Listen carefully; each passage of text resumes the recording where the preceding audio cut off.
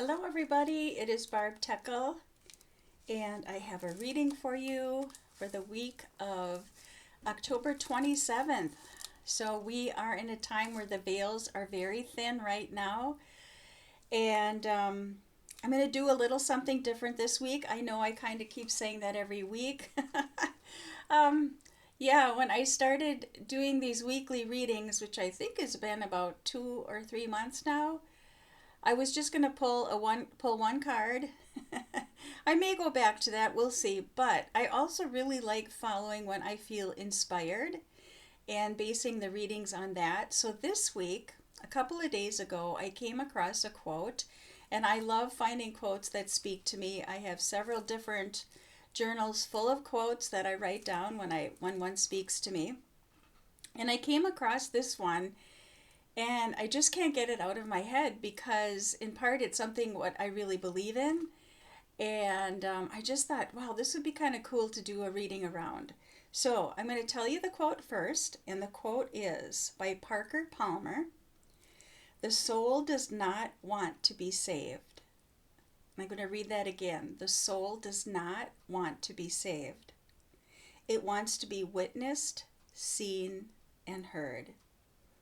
So this quote really spoke to me, and it's something I probably 25, 30 years ago I would have thought, no, I want to be saved. I don't want to do all the work that's required of me um, to listen to my own soul, because that's not always easy. But I just really believe that our soul comes here.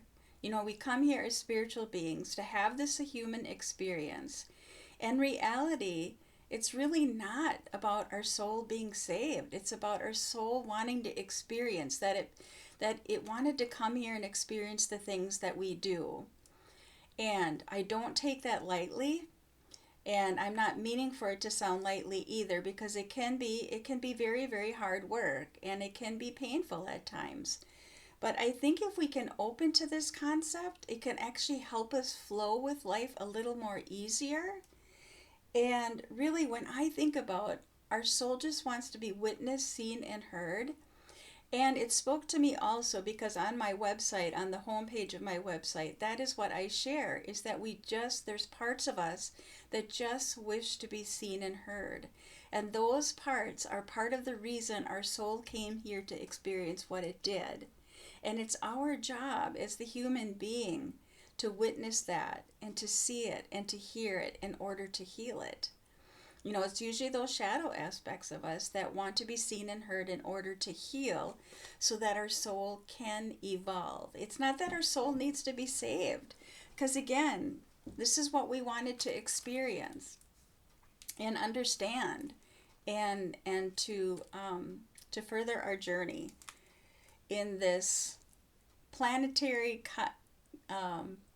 I don't even know the words to say it. I mean, this universe. The universe is just so much bigger than we even realize, I think, at times. There's just so much involved to our souls being not only a part of Earth, but a part of the cosmos as well.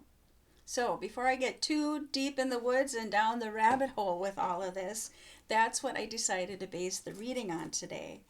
And I also wanted to give you a little bit of taste of how I do my intuitive oracle readings, one-to-one sessions, where I work with a variety of oracle decks when I do a reading, because I'm pulling in all different aspects, and I intuitively base that on each individual, though I have sort of a format I follow.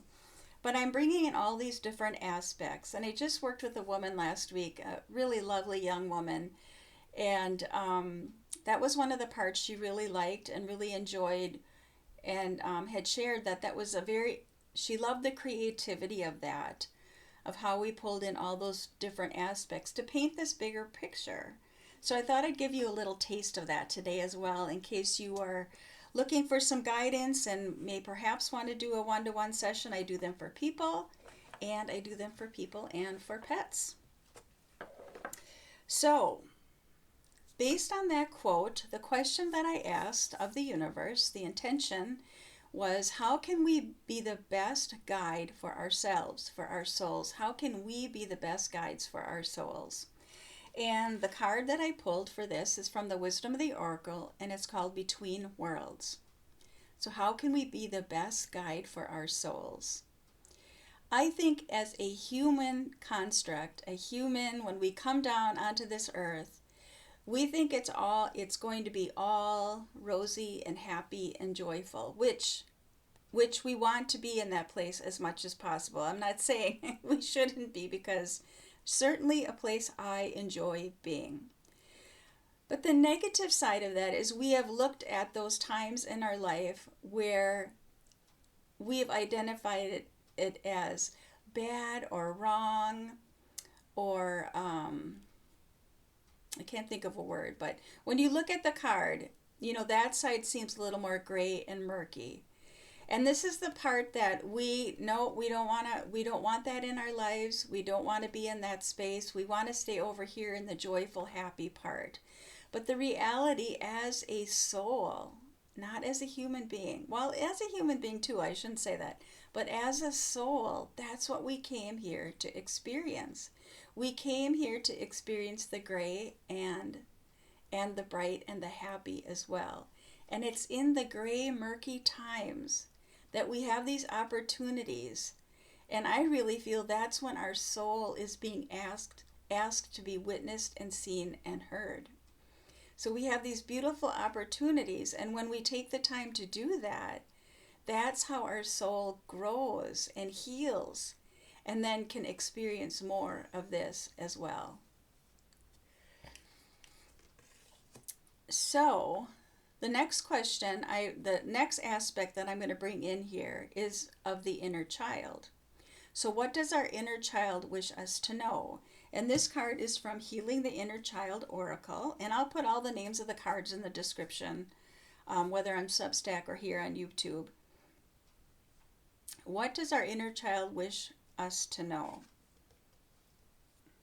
I love this card. It's so beautiful. All the cards in this deck are just gorgeous. They always speak to me. So we have the card of awe, and we have this small child standing in the middle of this beautiful, beautiful forest. And there's like this canopy. Doesn't it feel just so, it just feels so glorious and so magnificent, which it is when we come to earth too. If we do our healing work, we experience so much awe in the world as well. And as a child, there are times too that we're experiencing this awe, and that's who we truly are. And somehow we do tend to forget that the older we get. But when we come into this world, we come in with awe. We come in with awe. And I just think this is a call where our soul is reminding us that there indeed is this brilliant, beautiful part of our soul as well. And then not to get lost or trapped in that murky gray part, but to see that as an opportunity in order for your soul to expand and heal, to step more in, to experience more of the awe as well, and what our inner child absolutely knows. And I know our inner child too has the fearful part, the scared part, and that's what our soul has to witness and see and hear in order to experience more awe. And I know when I've gone through periods in my life where things have, been gray and murky, and I'm trying to get my way out of that and trying to understand what I'm supposed to heal. When I do come back out, each time I do come back out, I just think, wow, there's moments in life that just take my breath away. And, those are such great moments. I'm sure you've experienced them too. I'm also being called to, when we look at the gray and then the more joyful colors, I'm thinking of the spiral, and the spiral symbol is one of my favorite. It is my favorite symbol, I should say, and I can kind of see that up here by the number. And that's what this represents to me as well, of, witnessing our soul, which requires going into the center of that spiral. And then as we do that soul work of witnessing and seeing and hearing and acknowledging and healing, and we come back out into this more brilliant, beautiful space to be. So the next question, I worked with a shadow oracle deck. What shadow aspect needs to be seen to bring light to it? What shadow aspect needs to be seen to bring light to it? Because that's really what shadow is. When I first started hearing about, doing shadow work, that felt really fearful and scary to me. It still can sometimes feel like, I don't know if I want to go there, if I'm quite ready. But when we're ready, and we'll know it. So don't beat yourself up, if you're not quite ready. But shadow really is about bringing light to that. That's what shadow is all about. It's not wrong or bad. It's, again, if we look at that quote, it's about the soul being seen and heard in order to heal that aspect of the soul that came here to experience what it was going to experience. So the shadow aspect is emptiness. And at first I felt sad when I pulled this card. It felt heavy, and especially the word emptiness. But then my eye narrowed in on this space right here in the middle of the chest of this figure. Whoops, there we go. And in one aspect, a hole in the middle of the chest can feel very heavy, right? We've got this hole in our heart. But if another perspective is, this is where the light gets in. That painful part we may carry in our heart that's where the soul is being asked to be seen and heard, to acknowledge that pain, to understand that pain, to heal that pain. And I know as a society, we just aren't taught the value and the gift of emptiness. So often we just want to rush to fill that hole in, fill that space, where that space is just being asked to be witnessed. To just stop and take the time to witness it and listen to it and hear what wisdom it has to offer to us. And as we do that, that's when the light gets in and when we feel more whole. And really that's truly who we are, is feeling all those aspects of self. So the next guidance I'm going to bring in is from the ancestors, especially during this week when the veils are thin. We can really tap into the different guides that are here for us a little bit easier. Maybe our ancestors have some wisdom to share with us as we continue on this journey here in human form. And the ancestor this is from the Song of the Grandmother's Oracle deck. I was looking over there because that's where I have my decks. And this is called Grandmother Lavender, and the word on here is homeostasis.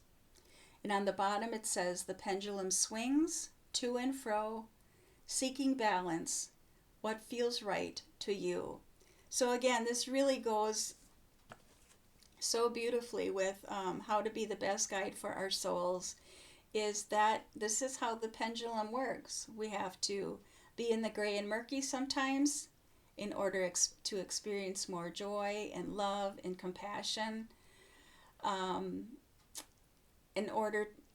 This is the dance of life. This is the dance of life. And the more we do that gray murky work, the more we can come back into balance. And that's what our soul is trying to do. It's healing those things that needs to be healed so we can feel more balanced in our lives. And I know lavender is it a herb? I don't know. It's a plant. Lavender is my least favorite, but I know a lot of people love it, that it's very calming for people. It's not a smell I particularly care for, but I know a lot of people do.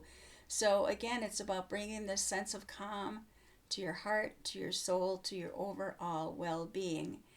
And, when we think about our ancestors, they didn't have the tools that we have today. They came along to this world at the time that they were meant to. And also I think it's important to say, this has been part of my healing journey, that it is not my job to carry the burdens of my ancestors, but to bring compassion to what they experienced, and to help release them to the light and wish them well. But I think so many of us too that are highly sensitive and are empaths, we tend to carry the burden. Sometimes we don't even realize we're doing it. But we need, our soul wants to let that go too. That was their journey.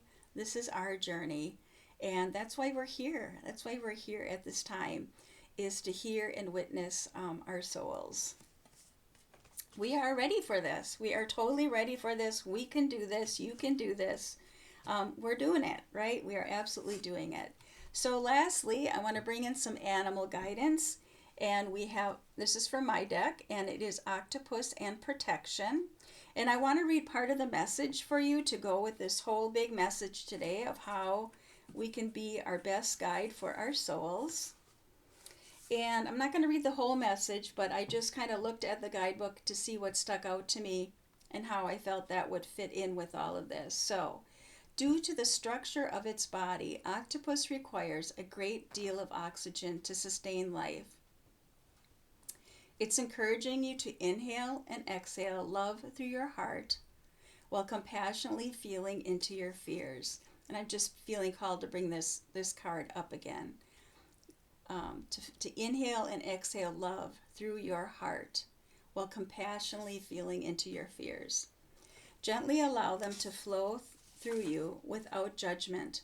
Then release the emotions tied to inadequacy in order to ease into feeling safe and comforted within your own skin. Each time you exhale, visualize your energy field like the long and elegant limbs of octopus, extending out and expanding fully as you trust the universe has your back. I remember when I was putting this message together with octopus and seeing and actually really feeling that in mind, just how elegant the tendrils of an octopus are, and just think how they flow so gracefully and beautifully through the water. And that's how I just visualized, my own energy field really doing that, just reaching out, into the world, and touching base with my spirit guides and the ancestors and all their wisdom. And then just really trusting in life and trusting that our soul came here to learn what it was going to learn. So natural healing happens when we center ourselves in the here and now and allow ourselves to be heard. I think that's so important. Just allow ourselves to be heard. And I know I've said this other times on readings, but, it's just acknowledging this to ourselves. We don't have to tell the whole world, our pains and our fears. Though if you feel you need a witness and you need somebody like me as an intuitive oracle guide to have reflections and confirmations for you, that is great as well. But really, it's just about acknowledging a lot of this to ourselves. While an aspect of you likely went into hiding out of fear, Octopus assures you you are worthy of living life to the fullest. Open yourself to forgiveness and acceptance. Then observe with delight as you experience a shift into a deeper sense of happiness, wonder-filled moments, and peace. You are protected, and it's safe to be you. And I think that's what's important to remember, is that, I don't know, I just really feel like this is a time we're really being called to get back in touch in that however you define it, God, source, divine, creator, that there is this bigger force at play that has always been here, but we've forgotten. We've lost our way and we have forgotten. We've gotten probably more trapped in our human self than our soul self, that our souls knew they came here for a reason. And to just get back in touch with that I just see it as this energy field, how I define God, this amazing protective energy that is here for us if we remember to tap into that, as well as to tap into the higher energetic part of ourself as well, which is our soul self. It's absolutely our soul self. All right, everybody. I know this was longer today, but I really felt called to work with that quote that really inspired me. And again, to give you a little bit of taste how I work with animals and people when I do my Oracle Guide readings. And yeah, so that is it for the week. I hope you have a beautiful week, and I will see you again.